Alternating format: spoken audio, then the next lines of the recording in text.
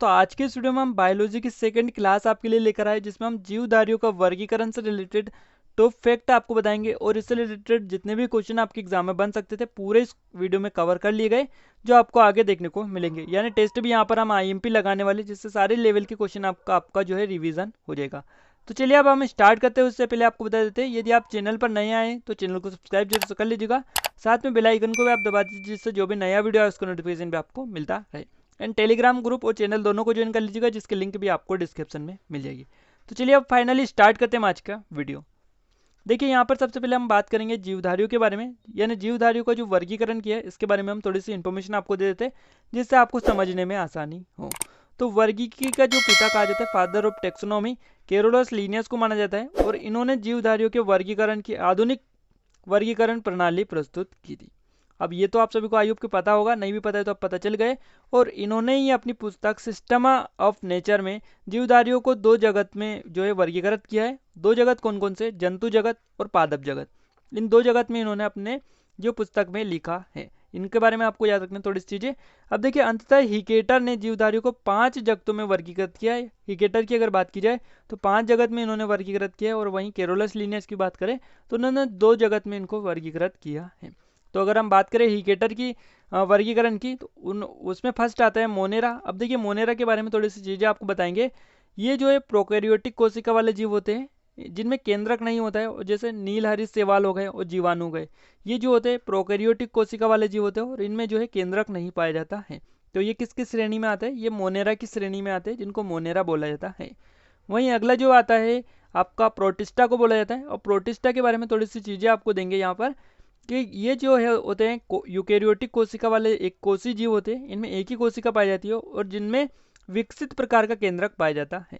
यानी ये जो होते हैं इनमें विकसित प्रकार का केंद्रक पाया जाता है। अब ये कैसे होते हैं? यूग्लिना हो गया, प्लाज्मेडियम, अमीबा, पैरामीशिया, ये सभी इसके उदाहरण हैं, जिन्होंने यूकेरियोटिक कोशिका वाले एक कोशिका जीव होते हैं ये, और विकसित प्रकार का केंद्रक इनमें पाया जाता है।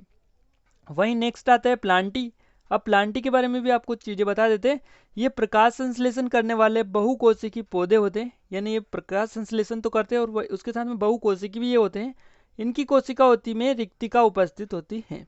देखिए इनकी जो कोशिका होती है उसमें रिक्तिका उपस्थित होती है, और जैसे सभी प्रकार के जो वनस्पति होते हैं उनका यहाँ पर उदाहरण दिया गया है।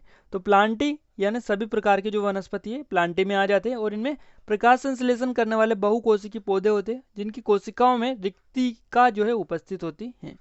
नेक्स्ट फैक्ट आता है आपका कवक। ये सबसे ज़्यादा IMP है, और इससे सबसे ज़्यादा क्वेश्चन आपके बनते हैं। देखिए कवक जो होता है इन यूकेरियोटिक जीव में पर्णहरित यानी जो आपका क्लोरोफिल जो होता है वो नहीं होने के कारण प्रकाश संश्लेषण नहीं होता है।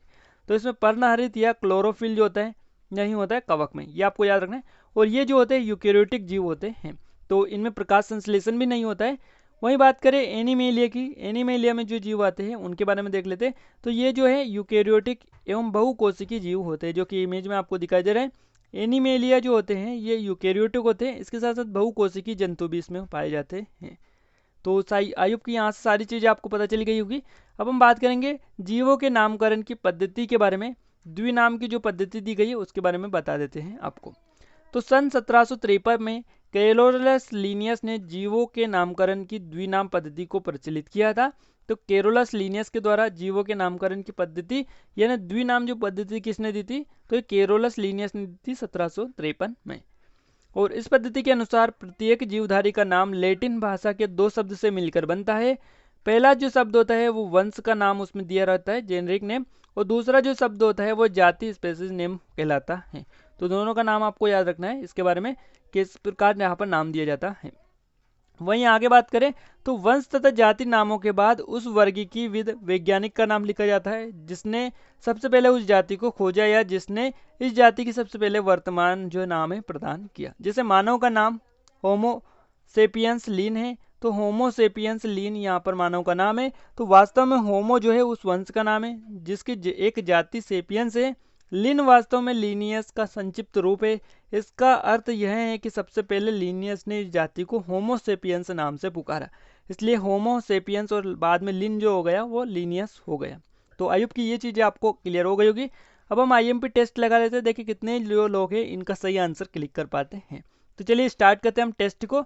अब सभी जो आपके जितने भी सही आंसर रहे वो आप लास्ट में कमेंट बॉक्स में कमेंट करके बताइएगा कि आपके कितने सही आंसर यहाँ पर रहे।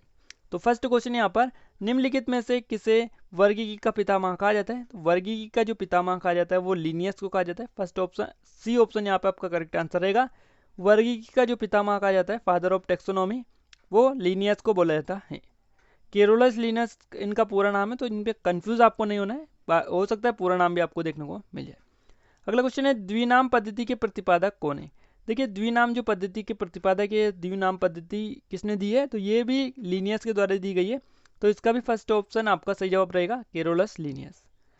नेक्स्ट क्वेश्चन आता है, वर्गीकरण का प्राकृतिक सिस्टम किस वनस्पति विज्ञानी के प्रस्तुत जो है यहाँ पर किया है? तो वर्गीकरण का प्राकृतिक सिस्टम जो किस वनस्पति विज्ञानी ने प्रस्तुत किया है, तो ये आपको बताना है। इसका सही जवाब जो रहेगा वो रहेगा स्वीडिश ने यहाँ पर विज्ञानी ने प्रस्तुत किया है वर्गीकरण का प्राकृतिक सिस्टम, तो सी ऑप्शन सही जवाब रहेगा। अगला क्वेश्चन है, पुष्पी पादपों को रखा गया है, पुष्पी पादप जो होते हैं इनको किस में रखा गया है? इनको फेनरोगेम्स में रखा गया है। बी ऑप्शन सही जवाब रहेगा, फेनरोगेम्स इसका राइट आंसर है। अपुष्पी पादपों को रखा गया है, अपुष्पी पादप जो होते हैं इनको किस में रखा गया है? इनको क्रिप्टोगेम्स में रखा गया है, तो फर्स्ट ऑप्शन इसका सही जवाब रहेगा। वर्गीकरण की आधारी इकाई क्या है? वर्गीकरण की जो आधारी इकाई हो वो आपको बताना है। तो स्पेसीज होती है, इसमें स्पेसीज यानी जाति जो होती है उसकी आधार उसको बोला गया है यहाँ पर आधारी इकाई। तो जिसके बारे में हमने आपको बताया कि जो लास्ट में जुड़ा होता है वो स्पेसीज होता है, यानी जाति का उसमें जो है पूछी जाती है, यानी बीच वाला जो होता है वो यहाँ पर की गई है। अगला जो क्वेश्चन आता है वो हाइड्रोफाइट जो होते हैं, ये जो होते हैं यहाँ पर इनके बारे में आपको बताना है कि हाइड्रोफाइट जो होते हैं ये जली पौधे होते हैं। कैसे होते हैं? जली पौधे ये होते हैं, तो बी ऑप्शन सही जवाब इसका रहेगा। अगला क्वेश्चन है, द्विनाम पद्धति का अभिप्राय है पौधे के नामों को दो शब्दों में लिखना जो बताते हैं उनके। कौन बताते हैं? देखिए यहाँ पर इसका जो यहाँ पर जो क्वेश्चन आता है इसका जो सही जवाब रहेगा वंश तथा जाति बताते ही है। क्या बताते हैं? वंश तथा जाति। द्विनाम पद्धति का जो अभिप्राय है वो दो शब्दों में, जो पौधों का जो नाम है दो शब्दों में लिखना होता है, तो वो क्या क्या बताते हैं? वंश और उनकी जाति बताते हैं। स्पीसीज जो हमने जो नेक्स्ट क्वेश्चन निकल गया उसमें क्लियर किया था। अगला क्वेश्चन है, जिन पौधों पर बीज बनते हैं किंतु पुष्प नहीं लगते वो कहलाते हैं। अब ये मोस्ट टाइम पे क्वेश्चन है और सबसे ज़्यादा क्वेश्चन इसमें क्या आपके एग्जाम में निकल कर आते हैं। इनको हम अनावृत्ति बीजी बोलते हैं, अनावृत बीजी इनको बोला जाता है। जिन पौधों पर बीज बनते हैं किंतु पुष्प नहीं लगते तो उनको अनावृत बीजी बोला जाता है। अगला क्वेश्चन, जीवाणु की खोज किसने की थी? सबसे आईएमपी क्वेश्चन है, और जीवाणु की जो खोज की थी वो की थी ल्यूवेनहोक ने। किसने की थी? ल्यूवेनहोक ने की थी जीवाणु की खोज। क्लियर है चीजें? आगे बढ़ते हैं अगले क्वेश्चन की ओर। जीवाणु से संबंधित निम्न कथनों को में सही कौन सा है, ये आपको क्लिक करना है। तो इसमें से जो सही जवाब रहेगा वो रहेगा आपका, देखिए सभी जीवाणु स्वपोषी होते हैं, बिल्कुल गलत। सभी जीवाणु विविध पोषी होते हैं, ये भी गलत। अधिकांश जीवाणु विविध पोषी होते हैं किंतु कुछ स्वपोषी भी होते हैं, तो यही सही रहेगा आपका ऑप्शन नंबर सी। और लास्ट है आपका, सभी जीवाणु प्रकाश संश्लेषी होते हैं, बिल्कुल गलत। तो सी ऑप्शन यहाँ पे आपका सही जवाब रहेगा। अगला क्वेश्चन है, जीवाणुओं को पौधे माना गया है क्योंकि? देखिए जीवाणु को पौधे माना गया है क्योंकि यहाँ पे इसका राइट आंसर आपको बताना है। इसमें कठोर कोशिका वृत्ति होती है। क्या होती है? इसमें जो है कठोर कोशिका वृत्ति होती है, इसलिए इनको पौधे माना गया है। अगला क्वेश्चन है, जीवाणु की कोशिकाओं में नहीं होता है। देखिए जीवाणु की कोशिकाओं में क्या नहीं होता है? इनमें सूत्र कणिकाएं नहीं होती है, बाकी कोशिका भित्ति, जीवद्रव्य और कला, राइबोसोम, तो यहाँ पर आपका सूत्र जो कणिका होती है इनमें नहीं होती है। जीवाणुओं की साधारण आकृति क्या होती है? देखिए जीवाणु की साधारण आकृति जो होती है वो छड़ रूपी होती है। कैसी होती है? छड़ रूपी इसमें होती है, तो फर्स्ट ऑप्शन यहाँ से आपका सही जवाब है। जो जीवाणु आकार में सबसे छोटे होते हैं क्या कहलाते हैं? तो ये जो जीवाणु होते हैं इनको हम गोलाइज बोलते हैं, गोलाणु बोलते हैं, तो यहाँ पर फर्स्ट ऑप्शन सही जवाब है। अगला क्वेश्चन है, एक गोल जीवाणु क्या कहलाता है? तो एक गोल जो जीवाणु होता है इसको हम क्या बोलते हैं? कोकस इसको बोलते हैं, तो सी ऑप्शन सही रहेगा यहाँ पर। एक गोल जो जीवाणु होता है उसको कोकस बोला जाता है। एक सर्पिल जीवाणु को क्या बोला जाता है? देखिए सर्पिल जो जीवाणु होता है इसको स्पाइरलिम बोला जाता है, तो यहाँ पर डी ऑप्शन करेक्ट आंसर रहेगा, स्पाइरलिम इसको बोला जाता है सर्पिल जीवाणु को। वास्तविक केंद्र किसमें अनुपस्थित होता है? देखिए वास्तविक जो केंद्रक होता है किसमें अनुपस्थित होता है? तो जीवाणु में अनुपस्थित होता है, तो सी ऑप्शन सही जवाब इसका भी हो जाता है। निम्नलिखित में से कौन सर्वाधिक संख्या में पाए जाते हैं? तो देखिए सर्वाधिक जो संख्या में पाए जाते हैं वो जीवाणु ही पाए जाते हैं, सी ऑप्शन यहाँ से भी आपका सही जवाब रहेगा। बैक्टीरिया में पाया जाने वाला प्रकाश संश्लेषी आशय कहलाता है, और जीवाणु में जो पाया जाता है, बैक्टीरिया में जो पाया जाता है वो पाया जाता है वर्णकिलवक। तो यहाँ पर आपका सही जवाब रहेगा ऑप्शन नंबर सी। पाश्चर प्रसिद्धि है, देखिए पाश्चर जो है प्रसिद्ध है, किस लिए प्रसिद्ध है? पाश्चर जो प्रसिद्ध है रोगों की थर्म थ्योरी के लिए ये प्रसिद्ध है, यानी रोगों की जर्म थ्योरी जो होती है इसके लिए प्रसिद्ध है। सी ऑप्शन सही जवाब इसका भी हो जाता है।